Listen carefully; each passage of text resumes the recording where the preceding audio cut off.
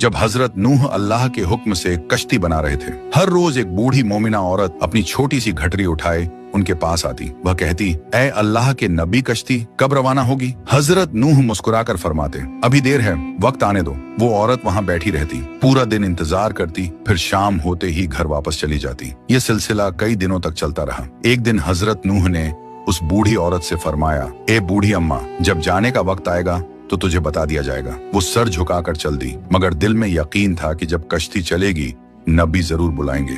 वक्त गुजरता गया, फिर अल्लाह का अजाब आ गया। जमीन पर तूफान बर्पा हो गया, पानी हर तरफ फैल गया और हजरत नूह की कश्ती रवाना हो गई। लेकिन हजरत नूह उस औरत को बुलाना भूल गए। जाहिरी तौर पर ऐसा ही हुआ। तूफान थम गया, समंदर की लहरें रुक गईं। कुछ वक्त बाद हजरत नूह के दिल में ख्याल आया कि चलो उस शहर को देखा जाए जहां से सब कुछ शुरू हुआ था। वो कश्ती से उतरे और शहर की तरफ चल दिए। जब शहर पहुंचे तो देखा हर तरफ वीरानी और तबाही है, मगर एक कोने में एक झोपड़ी से रोशनी आ रही थी, एक दिया जल रहा था। हजरत नूह हैरान हुए, इतना बड़ा तूफान आया, सब कुछ डूब गया, लेकिन ये दिया कैसे जल रहा है? उन्होंने जोर से अल्लाहू अकबर कहा। झोपड़ी का पर्दा उठा, वही बूढ़ी औरत घटरी उठाए बाहर आई और मासूमियत से बोली, या नबी अल्लाह, क्या कश्ती अब तैयार है? चलें? हजरत नूह की आंखें हैरत से फैल गईं।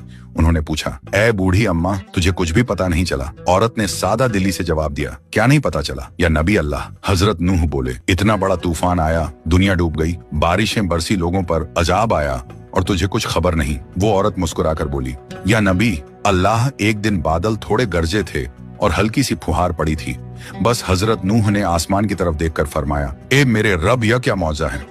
तब अल्लाह ताला ने उन पर वही नाजिल फरमाई, ए मेरे प्यारे नबी, इस औरत के दिल में तुम्हारी मोहब्बत थी और तुमने इससे वादा किया था कि जब कश्ती रवाना होगी तुम इसे ले चलोगे। तुम अपना वादा भूल गए, लेकिन मैं रब्बुल आलमीन तुम्हारे वादे का भी जिम्मेदार हूँ। मैंने अपने अजाब को इस तक पहुँचने ही नहीं दिया। इसे एहसास तक नहीं हुआ कि कैसा अजाब आया और कब चला गया। ये वक़िया इमाम सज्जाद से रिवायत के तौर पर मशहूर है, मगर कुरान या सही हदीस की किताबों में साबित नहीं। ये सिर्फ इबरत और मोहब्बत का सबक देने के लिए सूफियाना